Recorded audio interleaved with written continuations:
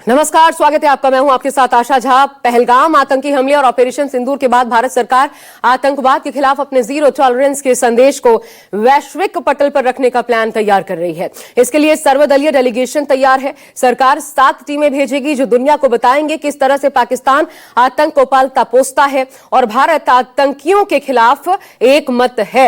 यह डेलीगेशन विदेश जाएगा, लेकिन देश में इसको लेकर राजनीति कैसे तेज हुई है, बड़ी खबर के साथ इस बुलेटिन की शुरुआत कर रहे हैं। आपको बता दें, विपक्ष ने टीम बनाने को लेकर सरकार पर राजनीति करने का आरोप लगाया है। सर्वदलीय डेलीगेशन को लेकर जयराम रमेश का बयान सामने आया। सरकार की शुरू से ही शरारती मंशा थी, यह जयराम रमेश ने कहा। जो 4 नाम और जोड़े गए उसमें सिर्फ आनंद शर्मा का नाम है। ऑपरेशन सिंदूर का राजनीतिकरण किया जा रहा है, इस पर राजनीतिकरण नहीं किया जाना चाहिए। ये कांग्रेस का स्टैंड हम आपको बता रहे हैं। राजनीति कर रही है सरकार ऑपरेशन सिंदूर की आड़ लेकर के, ये विपक्ष ने आरोप लगाए हैं। कांग्रेस की तरफ से कहा गया है सरकार शुरू से ही सरकार की मंशा शरारत भरी थी। जो 4 नाम और जोड़े उसमें सिर्फ आनंद शर्मा का नाम है। सुनिए। नाम दिए तो हम ये इसी उम्मीद के साथ हमने नाम दिया कि आपने 4 नाम मांगा है, हमने आपको 4 नाम दिया है, इनको शामिल कीजिए।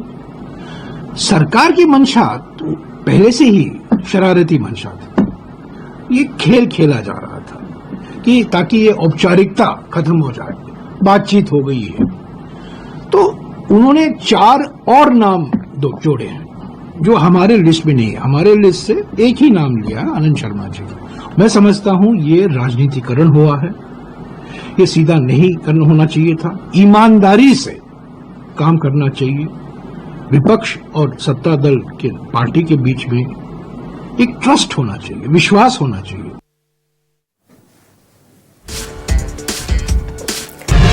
तो विश्वास की कमी है, ये दरअसल कांग्रेस के स्टैंड को देखते हुए लगता है। ऑल पार्टी डेलीगेशन पर इधर संजय राउत का भी बयान सामने आया है। बीजेपी इस पर राजनीति कर रही है, संजय राउत ने कहा है। ऑल पार्टी डेलीगेशन पर संजय राउत ने कहा इस पर राजनीति कर रही है भाजपा। मनपसंद सांसदों का ये डेलीगेशन भेज रहे हैं। इसमें चुनिंदा सांसद जो सिलेक्ट किए गए हैं दरअसल ये इनकी पसंद के हैं।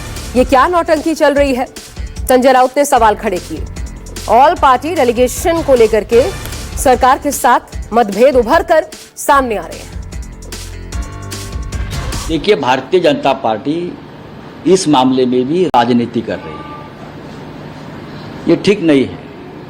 आपको अपोजिशन का समर्थन भी चाहिए और आप अपोजिशन में स्प्लिट भी करना चाहते हो। इस मामले में ये बहुत ही गलत बात है। क्या करेंगे जाकर?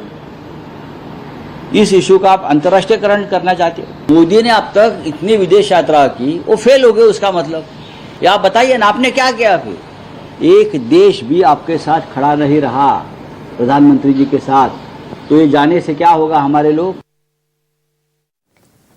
तो देखिए, विदेश नीति को लेकर सरकार के ऊपर सवाल उठाए जा रहे हैं। जिस तरीके से डेलीगेशन तैयार किया गया है, जो सदस्यों का चुनाव हुआ है, उसको लेकर के सवाल खड़े किए जा रहे हैं। एक और बड़ी खबर आपको बता दें, सर्वदलीय डेलीगेशन को लेकर जयराम रमेश ने प्रतिक्रिया दी है। उन्होंने जो कहा कि सरकार की शुरू से ही शरारती मंशा रही है, उसके बाद संजय राउत सामने आए।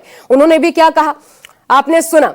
मेरे साथ इंद्रजीत सिंह आपको नजर आ रहे हैं, मेरे सहयोगी प्रशांत देव नजर आ रहे हैं और संजीव त्रिवेदी, मेरे तीनों सहयोगी इस वक्त इसी बड़ी खबर पर मौजूद हैं। सबसे पहले तो संजीव, मैं आप ही के साथ शुरुआत करना चाहूंगी।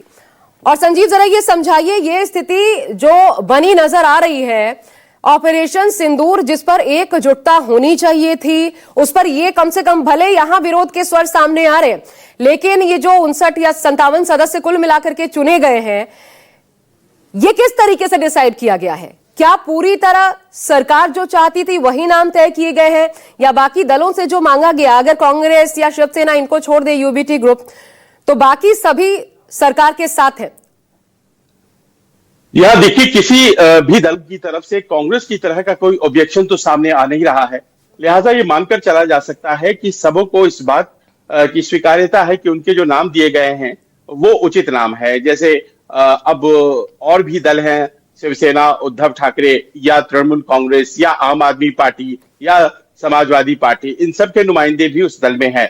लेकिन जैसी प्रतिक्रिया कांग्रेस ने दी है, आपने देखा होगा कि उनकी बड़ी ही नाराजगी रात 12 बजे ही आ गई थी, जब ये नाम आए थे देर रात, और उसमें उन्होंने कहा था मात्र एक नाम हमारे एक्सेप्ट किए और बाकी के नाम हमें छोड़ दिया गया। लेकिन सरकारी पक्ष का ये बड़ा स्पष्ट मत है कि जिनका अपना एक बैकग्राउंड रहा है उनको हम इस मुहिम पर भेजना चाहते हैं, जो डिप्लोमेसी समझते हैं। लेकिन कांग्रेस के जो नुमाइंदे हैं उनको लेकर के तो उन्होंने बड़ी बात कह दी है। खास तौर पर जब उन्होंने प्रतिक्रिया दी है तो आपने देखा होगा विदेश मंत्री जयशंकर की ट्वीट, जिसमें उन्होंने कहा है कि जहां तक गौरव गोगोई का सवाल है तो उनकी पत्नी के क्या पाकिस्तान में कोई लिंक्स है, ये सवाल उठाया गया है। और डॉक्टर नासिर जो हैं उनकी अपॉइंटमेंट पर यह बात कह दी गई थी कि जब उन्होंने राज्यसभा में जीत हासिल की थी तो उनकी जीत के दौरान पाकिस्तान जिंदाबाद के नारे लग गए थे। तो ऐसे लोगों को हम कैसे भेज सकते थे, और इसीलिए उन्होंने जो चुनाव किया है 4 लोगों का वो चुना है। पर यहाँ पर आखिर में ये बात भी अपने आप में आशा महत्वपूर्ण हो जाती है कि कांग्रेस ने जो सिलेक्शंस किए थे उन सिलेक्शंस में कहीं ना कहीं एक टेक्निकल खामी दिखाई पड़ती है, क्योंकि ये एक सर्वमान्य मत बन रहा है कि अपना पक्ष रखने के लिए शशि थरूर सबसे बेस्ट और उपयुक्त व्यक्ति थे, क्योंकि न केवल उनकी भाषा बढ़िया है बल्कि वो यूनाइटेड नेशन को अच्छी तरह समझते हैं। वहां अंडर सेक्रेटरी जनरल के तौर पर उन्होंने काम भी किया है। इसके अलावा कांग्रेस पार्टी हमेशा से मनीष तिवारी जैसे सांसदों को आगे करती आई है जहां तक विदेश नीति पर संसद में बोलने का सवाल उठता है। तो इन लोगों का नाम आगे नहीं करके ऐसे लोगों का नाम आगे कर देना, अमरिंदर राजा बरार या फिर डॉक्टर नासिर, जिन्होंने अभी तक डिप्लोमेसी में अपना कोई हाथ नहीं आजमाया है, कहीं ना कहीं ऐसा लग रहा था कि ये जो है अपने स्तर से भी उन्होंने गलत चुनाव किया है। और इस बात को लेकर के सरकार ने प्ले किया और सरकार ने उन्हें बैकफुट पर डालने का काम किया। जी आप संजीव बने रहिएगा। प्रशांत, मैं आपके पास आ रही हूं। ये जो अभी स्टैंड बता रहे थे संजीव, सरकार की तरफ से क्या इससे पहले विपक्ष से बात करने से पहले कोई नॉर्म्स वो तय किए गए थे, कोई खाका बताया गया था किस प्रकार के नाम होने चाहिए, बातचीत करके कोई समझाइश दी गई थी, या फिर सिर्फ नाम मांगे गए थे? और अगर सिर्फ नाम मांगे गए थे तो फिर पूरी तरीके से किसी भी पार्टी के ऊपर डिपेंड करता है, उनके विवेक पर, कि वो किसको सामने लाना चाहते हैं, किसको नहीं लाना चाहते। ये दरअसल मतभेद जो उभरा है, क्या माने सरकार एक क्लैरिटी लेके नहीं चल रही थी, उसकी देन है? देखिए, सरकार को पूरी क्लैरिटी थी इस मामले में, और सरकार की क्लैरिटी ये थी कि हम अपने सिर्फ एक पार्टी के नहीं बल्कि सभी दलों के लोग वहाँ पे विदेशों में जाएं, दूसरे देशों में जाएं और भारत के पक्ष को रखें, ताकि जब हम अपनी बात ये रखें तो कहीं इस बात का सवाल ना खड़ा हो कि सत्तारूढ़ दल ही अपनी बात बता रहा है, विपक्ष भी अपनी बात बता रहा है। इसीलिए विपक्षी दलों को भी इसमें शामिल किया गया है। और शामिल करने की दूसरी जो योग्यता थी वो ये थी कि जो डिप्लोमेटिक बातों को बहुत अच्छी तरीके से समझ सके, अच्छी तरीके से उसको बात बता सके, उसको एक्सप्लेन कर सके। दुनिया के अलग अलग भागों में जिस तरीके से पूरा वो चार्ट बना हुआ है, 8-8 लोगों के ग्रुप्स बने हुए, 6-7 ग्रुप्स बने हुए हैं, पूरी दुनिया में लोग जाएंगे। तो अब इसमें चूंकि अब राजनीति जिस तरीके से होने लगी है, खासकर कांग्रेस ने जो सवाल खड़े किए हैं, तो ये भी एक सवाल खड़ा होता है कि कांग्रेस को क्या अपने ही लोगों पे क्या इस तरह से भरोसा नहीं हो पा रहा है? उनको लगता है कि बीजेपी क्यों ऐसा लग रहा है कांग्रेस को कि बीजेपी उन लोगों को आपस में तोड़ने की कोशिश कर रही है? और जिस तरीके से संजय राउत ने ये बात कही कि हमसे तो किसी ने पूछा ही नहीं और नाम तय कर दिए गए, तो ये बातें बिल्कुल सवाल खड़े हो रहे हैं। लेकिन इससे कोई मतलब नहीं है। सरकार का स्टैंड ये था कि हम एक ऐसा डेलीगेशन पूरी दुनिया में भेजें और जिसमें कम से कम सरकार ये कहीं बात ना उठे कि सिर्फ सत्तारूढ़ दल के लोग ही वहाँ पे आए, अपोजिशन पार्टी की तरफ से भी लोग वहाँ पे जाके अपनी बात को बता रहे हैं। यानी कि भारत का जो स्टैंड है इस मामले में आतंकवाद के खिलाफ, वो उसमें विपक्ष ठीक है, पहल तो अच्छी थी, लेकिन ये भी विवाद के घेरे में आ गई। ये बड़ी बात है, सबसे बड़ी बात एक देश के तौर पर ये भी ठीक नहीं है। लेकिन संजय राउत ने जो कहा है कि ये क्या नौटंकी चल रही है, इंद्रजीत, क्या शिवसेना यूबीटी गुट से पूछा ही नहीं गया, नाम खुद सरकार ने तय कर दिए? और अगर तय कर दिए गए हैं तो कोई, चलिए तय हुए भी हैं तो कोई विवाद तो नहीं होगा? भले ये बयान तक ही सीमित रहेगा कि नहीं हम अलाउ नहीं करेंगे, अब सांसदों के ऊपर डिपेंड करता है वो क्या करना चाहे, ऐसी स्थिति तो नहीं बनेगी? बिल्कुल आशा, जिस तरह से संजय राउत ने बयान दिया है इससे बिल्कुल लग रहा है कि शिवसेना यूबीटी से इस बारे में कोई लिस्ट नहीं मांगी गई थी और ना ही उनसे पूछा गया था। हालांकि इसमें प्रियंका चतुर्वेदी का नाम है जो रविशंकर प्रसाद जो हैं उनके डेलीगेशन में जाएंगी। तो कहीं ना कहीं प्रियंका चतुर्वेदी ने एक ट्वीट करके आभार भी व्यक्त किया प्रधानमंत्री का, विदेश मंत्री का, इसके अलावा रविशंकर प्रसाद का। और उन्होंने कहा है कि जो भी आतंकवाद के खिलाफ बोलना होगा, जो भी करना होगा, ऑपरेशन सिंदूर की जो बातें करनी होगी, वो उनको एक अच्छा मौका मिला है।